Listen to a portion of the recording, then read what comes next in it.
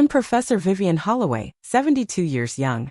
A title that feels like it belongs to another woman, another lifetime.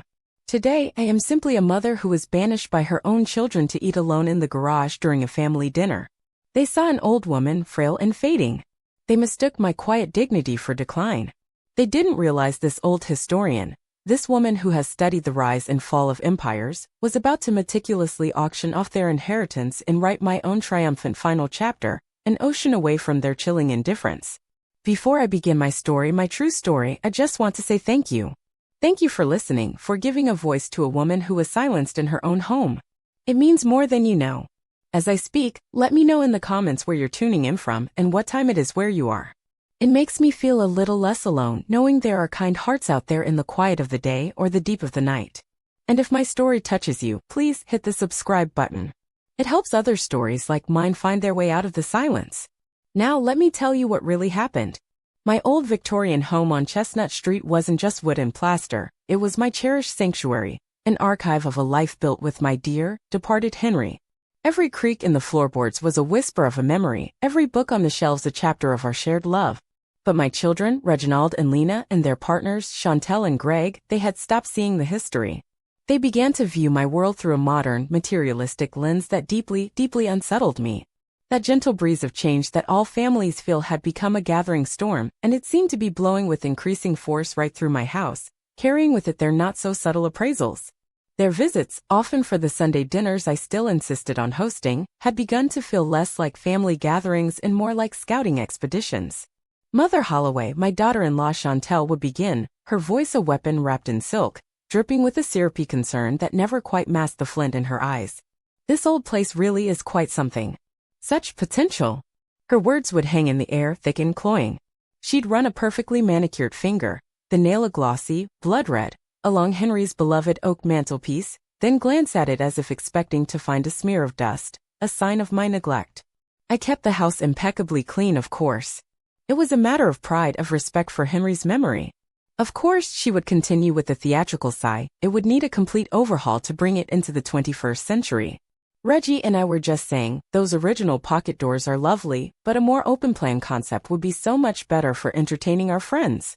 Reggie, my son, my boy who once wrote a passionate thesis on Renaissance art, would nod sagely, his gaze sweeping the room not with nostalgia, but with the cold calculation of a developer. She's right, Mom.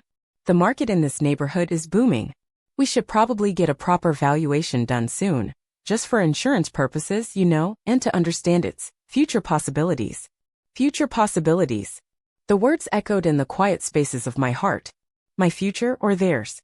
I, the retired historian, the woman who had spent a lifetime interpreting the subtext of empires and kings, was quite adept at interpreting the subtext of my own children. Their condescending help was becoming a regular, painful feature of my life. Reggie had assisted me in consolidating my bank accounts online a year ago, citing security concerns for someone your age. Now he received duplicate statements just to keep an eye on things for you, Mom. Make sure no one's taking advantage. The irony of him saying that, of him being the one I needed protection from, was a bitter pill I swallowed in silence. They spoke of my intellect in the past tense as if retirement had also signaled the atrophy of my mind. Mom used to be so sharp with dates, Reggie might say to his brother-in-law Greg, accompanied by a knowing wink that made my skin crawl. If I momentarily fumbled for a name, a simple slip of the tongue that can happen to anyone of any age, Chantel would seize the opportunity. She would explain complex current events to me in slow, simple, patronizing terms, as if she were addressing a particularly dim-witted child. They underestimated me. This new generation, so utterly mesmerized by the shiny and the new, they couldn't see the enduring strength of old foundations. They couldn't see the keenness of a mind that had spent a lifetime dissecting the complexities of human nature. They just saw a 72-year-old widow, a bit eccentric perhaps, with her books and her old-fashioned ways. They assumed I was gently fading, an obstacle to be managed, a placeholder, until they could finally claim what they so clearly, so impatiently, already considered theirs. The day of my granddaughter Lily's piano recital celebration arrived with a flurry of activity that felt alien and invasive in my quiet, book-lined home. Chantel had indeed invited a horde of her important friends, people whose names I didn't recognize and whose loud, self-assured laughter seemed to bounce off Henry's beloved bookshelves with a jarring, disrespectful dissonance. I had spent the entire morning preparing what I could, my famous lemon herb chicken, a large salad with a dressing from Henry's old, treasured recipe book, hoping that at least the food, a taste of authentic family tradition, would be a reminder of genuine warmth. As the guests began to arrive, their expensive, competing perfumes warring with the honest scent of my roasting chicken, Chantel pulled me aside. Her smile was a tight, painted slash in her face, her eyes like chips of ice. Reggie, my son, hovered behind her, looking uncomfortable but utterly spineless, offering no support. Mother Holloway, she began, her voice a low, conspiratorial hiss that was somehow more piercing than a shout. We have a slight situation with the seating. With so many of our dearest friends and Lily's little schoolmates, the dining room is simply overflowing. Absolutely packed. I frowned, a knot of dread tightening in my stomach. Oh, I thought we had enough chairs. I can always bring in the one from my study. No, that won't be necessary, she cut in, her smoothness more brutal than any harsh word. What we've decided, and it really is for the best, to give everyone more elbow room and you a bit of peace from the din, is that you'll have your dinner in the garage. The garage. The words fell into the air between us and seemed to freeze time. My garage. The place where Henry stored his old, grease-stained tools, where half-empty paint cans gathered dust in the corners, where the faint, permanent smell of oil and forgotten projects lingered like a ghost.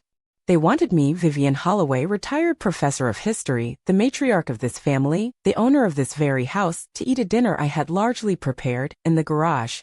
Like some stray animal not fit for company. My mind reeled, searching for a response, for a foothold in this surreal, nightmarish moment. I could feel the blood thrumming in my ears. My voice, when I finally found it, was barely a whisper, thin and fragile. The garage? Chantel. Reggie, you can't be serious. Reggie finally spoke, his gaze skittering away from mine, unable to meet my eyes. Now, Mom, don't make a fuss. It's more practical this way. More space for the guests. You know how you like your peace and quiet anyway. Peace and quiet? Or banishment? Or is it, I said, a tremor of long-suppressed fury finally beginning to rise in my chest, that your mother, in her 72 years, has become an embarrassment to your important friends? An eyesore at your perfectly curated celebration for Lily. Chantel's cruel smile didn't waver, but her eyes hardened into points of steel. We just want what's best for everyone, Mother Holloway. And a fuss will only upset Lily on her special day. The unspoken threat hung heavy and suffocating in the air. Comply, or you'll be the one to ruin your granddaughter's celebration. Tell me, you who are listening, would you let this happen to your own mama? Would you stand by and watch her be led to a garage? Be honest in the comments. Defeated by their united, callous front and not wanting to cause a scene that would indeed upset my granddaughter, I allowed myself to be led, not by them, but by my own heavy, broken heart towards the garage door. They had set up a rickety card table, draped with a thin paper cloth and a single, cold, metal folding chair. A plate with a hurried portion of my own chicken and salad sat there, already cooling in the drafty, damp air. The door to the kitchen was propped open just a few inches, a deliberate crack allowing the sounds of their party, the laughter, the clinking of glasses, the murmur of sophisticated conversation, to drift in, a constant, cruel reminder of my exile. I sat there alone, a ghost in my own home, amidst the shadows and the scent of dust and old gasoline, trying to swallow a mouthful of cold chicken that tasted like ashes and humiliation. A few minutes into my solitary, shaming meal, the garage door from the garden creaked open and Lily, her face bright and innocent, peered in. Grandma, what are you doing out here? Mommy said you were feeling poorly and needed to be quiet.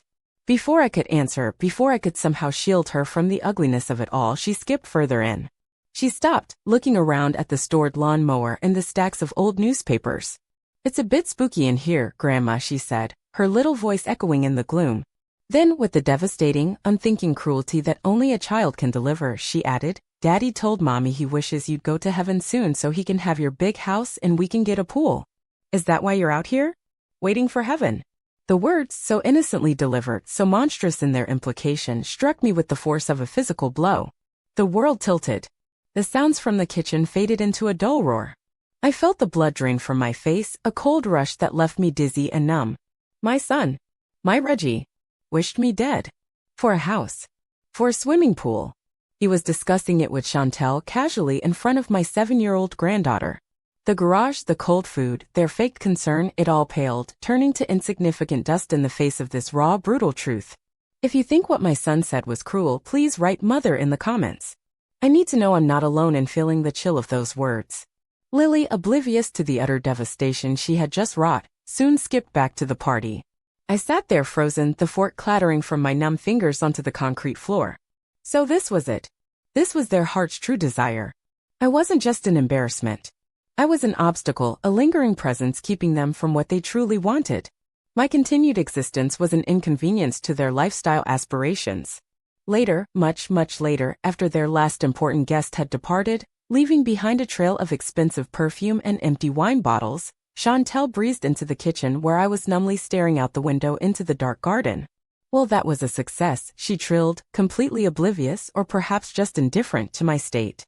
She gestured vaguely at the dining room, now a chaotic landscape of dirty dishes, crumpled napkins, and half-empty glasses. Vivian, dear, she said, her voice bright and utterly devoid of any consideration. Be a love and clear these dishes, won't you? And the kitchen is a disaster. My feet are simply killing me after playing hostess all day. They left me, the one they had banished to the garage, the one whose death my son apparently longed for, to clean the entire mess of their indulgent, self-serving party. The humiliation was absolute, a cold, hard stone in the pit of my stomach. But beneath it, something else was beginning to stir. Not just fury but a chillingly clear, academic resolve. They had made their calculations. Now it was my turn to make mine. As I moved mechanically through the wreckage of my kitchen, scraping plates smeared with expensive pâté, rinsing wine glasses stained crimson, the hot water scalding my unfeeling hands, Lily's words played on a relentless, torturous loop in my mind. Daddy told Mommy he wishes you'd go to heaven soon. My son, my Reggie, the boy whose childhood I had filled with stories of heroes and honor, whose university education Henry and I had sacrificed for. He wished me dead. Not in a fit of momentary anger, but as a calm, conversational point with his wife, a practical consideration for their future acquisition of a swimming pool. My academic training, my years as a historian spent dissecting motivations, analyzing cause and effect, understanding the often brutal machinations of power and greed, kicked in with a cold, dispassionate clarity. I looked at my children not as family but as subjects of a rather grim historical study. Their behavior was a classic case of avarice eroding familial bonds, of entitlement festering into a monstrous disregard for basic human decency. The tipping point wasn't a single explosive moment of rage. It was a slow dawning ice-cold certainty that settled over me as I wiped down the last sticky countertop in the pre-dawn stillness. They would not change. Their desire for my demise, for my house, was now an established spoken fact. My mind, usually occupied with 18th-century political theory or the socio-economic impact of the spice trade, now focused with laser precision on a new thesis, the complete and utter dismantling of their expectations. They had made a grave error. They underestimated me. Share this with someone who needs a reminder that silence doesn't mean weakness, it often means a brilliant mind is at work. This house then would be the instrument of their education. An audacious, absolute plan began to form, born not of passion, but of a cold, clear, academic fury. I would sell it. I would sell my house, Henry's house, the repository of our life, and ensure that not one penny of its considerable value ever touched their grasping, undeserving hands. The cold light of dawn found me not weeping but meticulously reviewing my address book. My first call was not to a grief counselor but to Eleanor James, my brightest former PhD student, now one of the city's most formidable estates lawyers. We met the following afternoon. I laid out the events, speaking not with hysteria, but with the cold precision of an academic presenting a well-researched paper.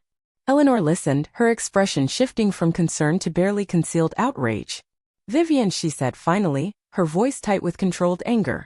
What you have described borders on severe emotional and financial elder abuse.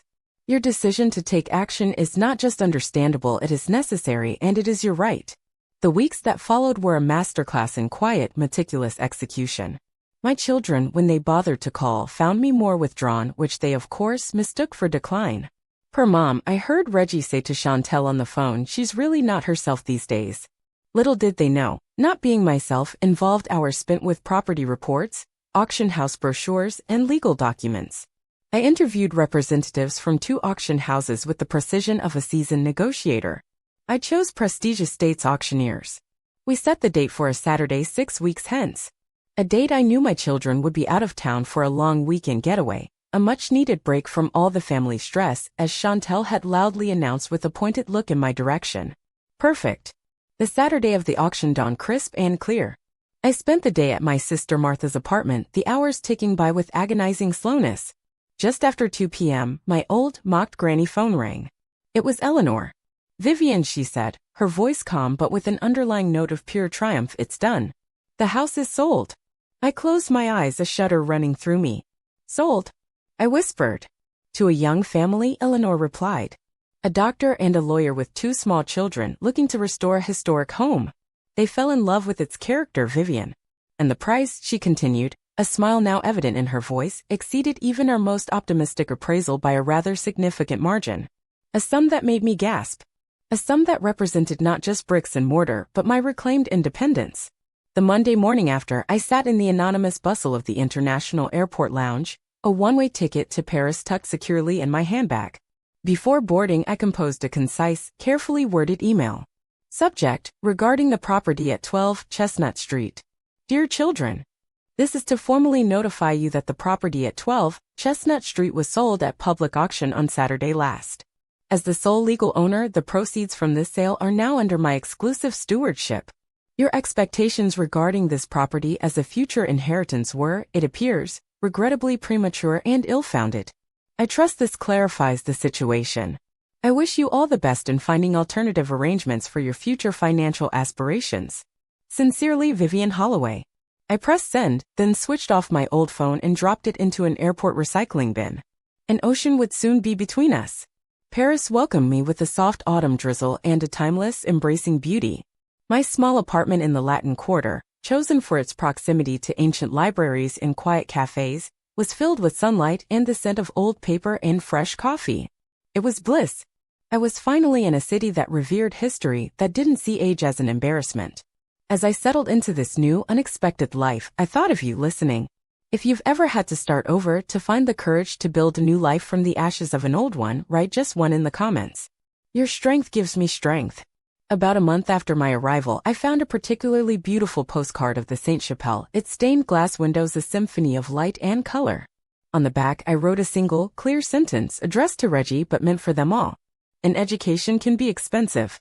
Consider the sale of Chestnut Street your final, comprehensive lesson in valuation, specifically, the value of respect, dignity, and a mother's love. I trust you have all learned something profound. I signed it simply Vivian. As I dropped it in the postbox, I felt a final, quiet click of closure. They had sought to diminish me, to relegate me to the refuse heap of their ambitions. Instead, I had auctioned off their arrogant entitlement, and with the proceeds, purchased my freedom, my peace, and a vibrant new life in a city of light. They have forgotten that history is filled with quiet revolutions led by those deemed powerless. And I, Vivian Holloway, was finally, blissfully living my own. If you believe stories like mine deserve to be heard, to be brought out into the light, please hit that subscribe button. It helps more than you can possibly know. Thank you for listening.